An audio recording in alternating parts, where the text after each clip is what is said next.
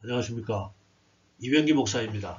지금부터 성주 산중교회 11월 두 번째 주일 온라인 예배 말씀 부분만 편집해서 방송하도록 하겠습니다. 먼저 오늘 말씀 나눌 내용의 제목은 여러분은 배에서 생수의 강이 흘러나오나요? 이런 제목으로 정했습니다. 다소 이상한 제목이지만 곧 이해가 되실 것으로 기대합니다. 성경 말씀은 요한복음 7장 37절에서 38절로 명절 끝날 곧 큰날에 예수께서 서서 외쳐 이르시되 누구든지 목마르거든 내게로 와서 마시라. 나를 믿는 자는 성경의 이름과 같이 그 배에서 생수의 강이 흘러나오리라 하시니. 자, 오늘 말씀은 유대인들의 초막절 마지막 날 예수님이 등장하셔서 외치시는 장면입니다. 목마른 자는 예수님께 오라. 예수님을 믿는 자는 배에서 생수의 강이 흘러나오리라, 이런 말입니다. 그래서 제가 예수 믿는 여러분에게 질문 드리는 겁니다. 예수 믿는 여러분들은 배에서 생수의 강이 흘러나오나요? 대부분 아주 난처한 표정으로 저를 바라보실 것 같은데요. 저도 사실 난처합니다.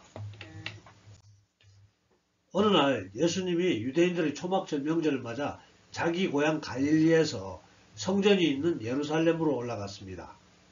본래 초막절은 예수님 당시보다 1500년 전에 있었던 출애굽 때의 일을 기념하는 날입니다. 즉 이스라엘 백성들이 출애굽 시 애굽에서 가나안으로 가는 광야 40년 동안, 즉 먹을 물과 음식이 하나도 없는 광야에서 숙박하며 행군했던 그 40년 동안 오직 하늘에서 내려오던 만나와 메추라기로 생명을 유지할 수 있었던 것을 기념하는 아주 큰 명절입니다. 초막절에는 두 가지 특별한 행사가 있는데요. 그중 하나가 마당에 천막을 만들어치고 일주일을 그 안에서 지내거나 또 만찬을 하거나 하는 등 광야 생활을 체험해보는 행사가 있습니다. 또 하나의 행사는 제사장들이 매일 아침마다 성전 제단에서부터 실로암 못까지 행진해서 실로암 못에서 물을 떠서 성전 제단까지 가져오는 의식을 하는데요. 물을 떠온 제사장은 제단을 한 바퀴 돌고 제단 위에 물을 붓습니다. 이런 의식을 7일 동안 날마다 하는 것은 자기 조상들이 광야 생활할 때 반석에서 샘물나게 하셨던 하나님 은혜를 감사하면서 기념하기 위함입니다. 기원전 1500년경 출애굽 도중에 이스라엘 백성들이 물이 없다고 불평하자 하나님이 그들의 지도자 모세에게 반석을 보고 명령하면 물이 나올 거다, 이렇게 말씀하셨고, 민수기 20장 11절 모세가 그의 손을 들어 그의 지팡이로 반석을 2번 치니 물이 많이 솟아나오므로 회중과 그들의 짐승이 마시니라. 자, 이렇게 모세는 반석을 지팡이로 쳐서 물을 터지게 했다는 겁니다. 근데 사도 바울은 광야에서의 그 반석이 바로 예수님을 예표하는 것이라고 해석을 합니다. 고린도전서 10장 4절 백성들이 광야에서 다 같은 신령한 음료를 마셨으니 이는 그들을 따르는 신령한 반석으로부터 마셨으며 그 반석은 곧 그리스도시라. 자, 예수님이 이 땅에 오시기 1500년 전에 출애굽 시에 광야의 반석에서 터져나오는 신령한 음료가 우리가 예수님으로부터 흘러나오는 생수를 마신다는 의미의 예표가 된다는 뜻입니다. 자, 언젠가 예수님이 사마리아를 지나가시다가 우물가의 여인에게 주신 말씀입니다. 요한복음 4장 14절 내가 주는 물을 마시는 자는 영원히 목마르지 아니하리니 내가 주는 물은 그 속에서 영생하도록 솟아나는 샘물이 되리라. 예수님이 바로 생수의 근원이 되시고 1500년 전에는 예수님을 대신한 광야의 반석이 물을 쏟아내어서 200만 명 이상의 이스라엘 백성들이 목마르지 않게 하셨다는 것입니다. 자, 오늘 이야기 계속드리면 초막절의 물 붓는 행사의 또 하나 목적은 비가 잘 안 오는 중동지방에서 기후제와 같은 의미를 가진 행사라고도 합니다. 그래서 제단에 물을 부을 때 풍성한 비를 주셔서 감사합니다. 또 내년에도 풍성한 비를 주셔서 농사 잘 되게 해주시옵소서 이렇게 기원했다고 합니다. 뿐만 아니라 초막절에 물 붓는 행사에는 또 한 가지 중요한 의미가 있는데요. 여기서 잠깐 말씀 이해를 돕기 위해서 구약 성경 39권 중에 한 권 에스겔서를 조금 소개하겠습니다. 에스겔서는 기원전 600년경 예루살렘이 바벨론 제국에 의해 완전히 멸망하기 전에 이미 바벨론의 포로로 잡혀가 있던 에스겔 선자가 기록했습니다. 자, 전체적인 내용은 남유다 예루살렘은 머지않아 멸망할 거고 그러나 하나님이 다시 회복시켜 줄 거다 이런 내용인데요. 오늘 소개드릴 에스겔 47장도 이스라엘을 회복시킨다는 예언의 말씀 중 일부입니다. 즉 언젠가 예루살렘 성전으로부터 강이 흘러나와서 강 주변의 모든 생물을 소생시킨다는 것입니다. 에스겔 47장 9절 이 강물이 이르는 곳마다 번성하는 모든 생물이 살고 또 고기가 심히 많으리니 이 물이 흘러 들어가므로 바닷물이 되살아나겠고 이 강이 흐르는 각처의 모든 것이 살 것이며 즉 예루살렘 성전에서 나오는 생명수가 지나가는 모든 곳의 생물을 되살린다는 예언인데요. 이 예언의 해석은 예수님의 복음이 또 성령님의 은혜가 예루살렘에서부터 시작해서 전 세계로 흘러나간다 이렇게 해석하면 될 것 같습니다. 자, 아무튼 초막절의 성전에 물 붓는 행사는 이 예언을 기억하는 의미가 있다고 보겠습니다. 계속되는 말씀 이해를 돕기 위해서 우리는 스가랴서도 잠깐 소개해 볼까 합니다. 자, 스가랴서를 기록한 스가랴 선지자는 기원전 530년경 유대인들이 막 바벨론 포로에서 돌아와서 예루살렘 성전을 재건하려고 할 때 이 스가랴서를 기록했습니다. 스가랴서는 이스라엘을 회복시키고 축복하시겠다는 하나님의 위로와 격려의 말씀이 들어있는데요. 그리고 스가랴서에 포함된 인류 마지막 때의 예언 몇 구절 함께 소개하겠습니다. 이런 내용입니다. 즉 마지막 때 이스라엘이 다른 나라들이 침략을 받아서 망해가고 있을 때 예수님이 개입하신다는 겁니다. 스가랴 14장 4절 그날에 그의 발이 예루살렘 앞 곧 동쪽 감람산에 서실 것이요 감람산은 그 한가운데가 동서로 갈라져 매우 큰 골짜기가 되어서 산 절반은 북으로 절반은 남으로 옮기고 자, 보시는 사진이 예루살렘 앞 감람산인데요. 재림하시는 예수님이 오시면은 이곳으로 오셔서 발을 땅에 딛고 서시고 감람산이 갈라지고 갈라진 산의 절반은 북쪽으로 절반은 남쪽으로 옮겨진다는 예언입니다. 예수님이 재림과 관련한 매우 유명하고 중요한 예언이에요. 그리고 이어지는 예언이 스가랴 14장 8절에서 9절 그날의 생수가 예루살렘에서 솟아나서 절반은 동해로 절반은 서해로 흐를 것이라 여름에도 겨울에도 그러하리라 여호와께서 천하의 왕이 되시리니 그날에는 여호와께서 홀로 한 분이실 것이요 그의 이름이 홀로 하나이실 것이라. 즉 재림하신 예수님으로 인해서 성령의 능력이 하나님의 권능과 영광이 전 세계로 퍼져나간다는 뜻으로 생각하면 되겠습니다. 그러니까 오늘 우리가 주목하는 초막절의 물 붓는 행사는 이와 같이 마지막 때 예루살렘으로부터 사방으로 생수가 흐를 것이다 라는 것을 상징적인 표현하는 의미도 있다고 합니다. 예수님 당시 이와 같은 초막절은 7일간 지키도록 되어 있고 마지막 날은 큰 성회로 열고 안식일로 아무 일도 하지 못하게 되어 있는데요. 그런데 바로 그날 예수님이 예루살렘 성전에 등장하십니다. 서론이 너무 길었네요. 초막절 물 붓는 행사가 있는 그날 예수님이 등장하셔서 오늘 본문의 말씀입니다. 명절 끝날 곧 큰 날에 예수께서 서서 외쳐 이르시되 누구든지 목마르거든 내게로 와서 마시라. 나를 믿는 자는 성경의 이름과 같이 그 배에서 생수의 강이 흘러나오리라 하시니. 자, 먼저 첫 번째 구절부터 설명해 드리면요. 누구든지 목마르거든 내게로 와서 마시라. 즉 목마른 자는 예수님께 오라는 겁니다. 여기서 목마르다는 표현은 당연히 영적인 목마름을 표현하는 거겠죠. 그리고 모든 세상 사람들은 원래 목마를 수밖에 없습니다. 예레미야 2장 13절 내 백성이 두 가지 악을 행하였나니 곧 그들이 생수에 근원되는 나를 버린 것과 스스로 웅덩이를 판 것인데 그것은 그 물을 가두지 못할 터진 웅덩이들이니라. 오직 우리는 물이 마르지 않는 샘, 즉 반석이신 예수님으로부터 흘러나오는 생수로만 갈증을 채울 수 있도록 디자인된 피조물이라는 겁니다. 그러니까 예수님을 외면하고 다른 것으로는 우리 갈증을 채울 수 없다는 말이에요. 몇 년 전에 유명 연예인들이 불법 도박을 해서 방송에 사차했다는 이야기 들은 적이 있고요. 또 요즘은 마약으로 인해서 많은 연예인들의 이름이 오르내리고 있습니다. 대중들의 화려한 관심을 받는 그 사람들이 도박과 마약에 빠져드는 이유는 마음의 공고함, 또 스트레스 이런 게 너무 심하기 때문이라고 하는데요. 이런 문제는 연예인들만 문제가 아니죠. 치열한 경쟁사회를 살아가는 거의 모든 현대인들이 공고한 내면을 충족시킬 길이 없다고 합니다.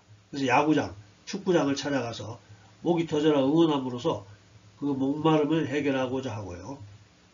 그래도 이건 건전한 편이죠. 술 마시고 노래방 가고 고래가래 포함 지르고 또 거기서 끝나지 않고 2차, 3차 가게 됩니다. 결국은 또 음란의 죄도 짓게 되고요. 목마름의 문제는 저명인사도 예외가 아닙니다. 작년에 별세한 우리 시대 최고 지성으로 불리는 이어령 씨가 쓴 우물을 파는 사람이라는 책이 있는데요. 그 책에서 이어령 씨는 이렇게 말했습니다. 어른들은 늘 한 우물을 파라고 말했지만 나는 거꾸로 여기저기 새 우물을 파고 다녔습니다. 이곳을 파면 물이 나올까 하는 호기심과 궁금증이 바로 나의 갈증이었습니다. 명예를 달라고 글을 썼더니 명예가 생겼습니다. 돈을 벌려고 애를 썼더니 돈도 생겼습니다. 그런데 어느 날 너무 외로워서 극장에 가서 영화를 봐도 좋은 책을 봐도 마음이 채워지지 않고 이 세상에 나 혼자로구나 절대 고독이 느껴졌습니다. 우리가 볼 때 유명 대학 교수고 문화부 장관까지 지내고 베스트셀러 작가이기 때문에 부족함이 없을 줄 알았는데 그게 아니었습니다. 그러던 그가 딸을 통해서 이민하시죠. 복음을 영접하고 세례를 받았을 때 목마름의 문제가 해결되었다고 고백합니다. 세례를 받은 후에 그는 이렇게 고백하는데요. 세례란 물로 씻는 단순한 의식이 아니라 가슴 깊이 묻혀 있었던 온천수의 뜨거운 수맥을 퍼올리는 것이다. 그것이 즉 그때 퍼올려진 온천수의 뜨거운 물이 그때 흘린 눈물이었다.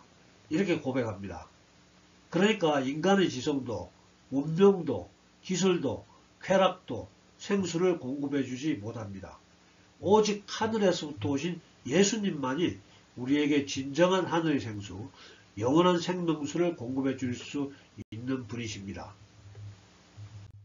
그런데 이렇게 목마른 자들을 부르시는 하나님의 외침이 예수님보다 700년 앞서 선지자로 활약했던 이사야의 글을 통해서 이미 나타났었습니다.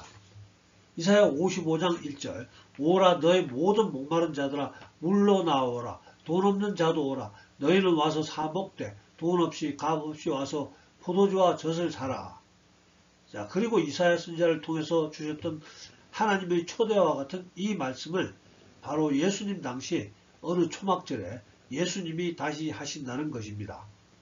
그것은 예수님이 세상 사람들에게 내가 바로 목마른 자들을 부르는 하나님이다. 이런 뜻입니다. 또한 이사야 선지자는 이미 목마른 자들에게 물을 주시는 하나님을 이렇게 소개했습니다. 이사야 44장 3절 나는 목마른 자에게 물을 주며 마른 땅에 시내가 흐르게 하며 나의 영을 내 자손에게 나의 복을 내 후손에게 부어주리니 이렇게 이사야 선지자를 통해서 하나님 자신을 백성들에게 전하고 있었습니다. 즉 나는 목마른 자에게 물과 성령과 축복을 주는 하나님이다. 그리고 예수님은 목마른 자에게 물과 성령과 축복을 주는 그 하나님이 바로 나라는 외침입니다. 자, 우리는 예수님이 하나님이심을 진작부터 알고 있었지만은 그 당시 유대인들에게는 청천벽력 같은 엄청난 주장으로 받아들였습니다. 도저히 받아들일 수 없는 주장이었죠. 아무튼 예수님은 그날 초막절의 마지막 날에 인간 예수가 아닌 여호와 하나님으로서 목마른 자들을 부르시기 시작했습니다. 그리고 이어서 예수님을 믿고 예수님께 오면 믿는 자의 배에서 생수의 강이 흘러나온다고 하는 것입니다. 즉 에스겔 선자와 스가랴 선자가 예언했던 대로 예루살렘 성전에서 생수가 흘러나가는 것이 아니고 이제는 예수님을 믿는 자들의 배에서 생수가 흘러나간다고 말씀하시는 것입니다. 나를 믿는 자는 성경의 이름과 같이 그 배에서 생수의 강이 흘러나오리라. 조금 전에 소개해드린 대로 구약의 선자 에스겔과 스가랴의 예언은 예루살렘 성전에서 샘이 솟아난다고 전해왔습니다. 근데 예수님은 더 이상 예루살렘 성전에서 샘이 솟는 것이 아니라 예수님을 믿는 사람들의 배에서 생수의 강이 솟아난다고 말하는 겁니다. 왜냐하면 더 이상 하나님은 돌과 나무로 만든 성전 안에만 거하시는 분이 아니고 예수님을 믿는 모든 사람들 안에 거하심으로 이제 예수님을 믿는 자들은 예수님을 믿는 사람들이 하나님의 성전이 되었다는 겁니다. 고린도전서 3장 16절 너희는 너희가 하나님의 성전인 것과 하나님의 성령이 너희 안에 계시는 것을 알지 못하느냐. 그리고 보이는 성전 건물이 아닌 성령님이 거하시는 믿는 자들이 배에서 생수의 강이 흘러넘쳐 본인뿐 아니라 주위 사람들까지 해갈시키는 것이라고 말씀하시고 있습니다. 배는 인간의 가장 깊은 내실을 말하는 것이고요. 그 깊은 내실에 성령님이 계시면 성령님의 충만함으로 지속적으로 뿜어내는 생수의 강이 뿜어져 나오는 샘이 된다는 겁니다. 구약의 요엘 선지자는 성령 충만한 성도로부터 뿜어져 나올 생수의 강을 이렇게 묘사합니다.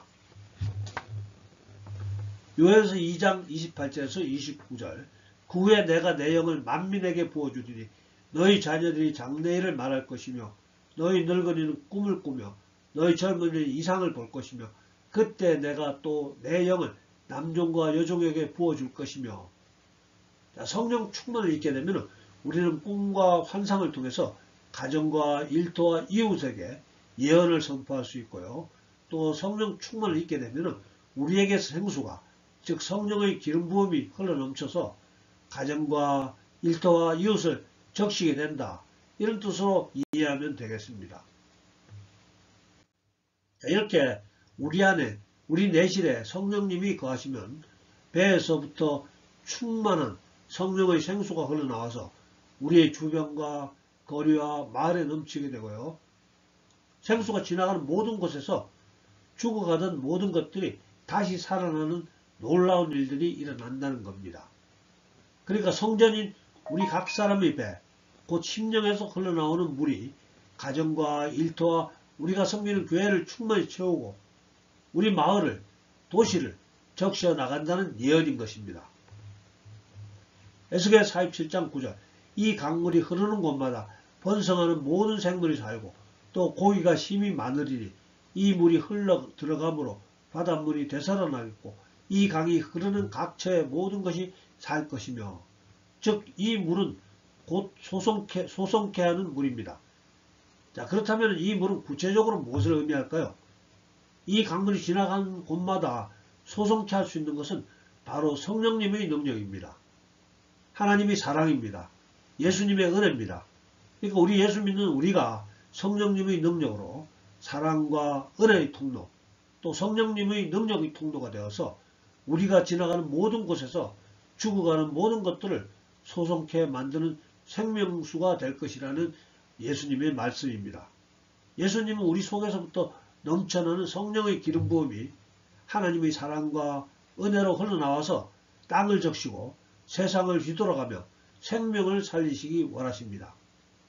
우리 심령 속에서 터져나오는 성령의 강, 곧 생수의 강이 우리의 가정과 이웃, 나라와 민족, 북한 땅과 세계 곳곳에 흘러들어가서 죽어가는 영혼들을 소송케 될 수 있기를 간절히 소망합니다.